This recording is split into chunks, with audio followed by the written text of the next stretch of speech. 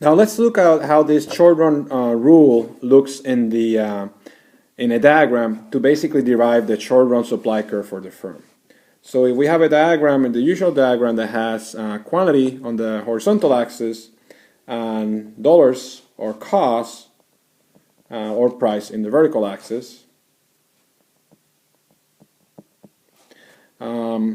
then what we're basically saying is that in the short run, it's really the average variable cost what's going to determine whether the firm operates or not. And the firm, remember that the rule was if the price falls below the average variable cost, then you shut down. So in an average variable cost like this one, the price is never going to fall below the average variable cost until is below the lowest point of the average variable cost curve, right?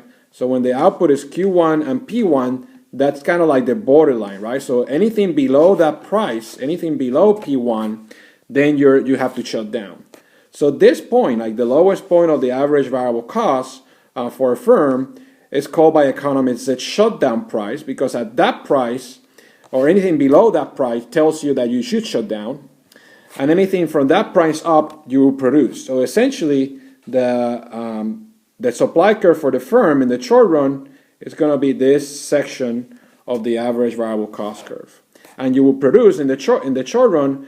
You will operate. You will not shut down as long as you're in this part of the average variable cost curve. If you are here, you're at the borderline. You still produce, but if you fall below there, then you stop producing, you shut down, because it's better to shut down than to actually produce anything. And this borderline, where the price is equal to the average variable cost at the lowest point of average variable cost, is called, I wrote it down here, it's called the shutdown price. Okay? Now in the next video, I'm going to show you an example of how to find that shutdown price if you have a cost function.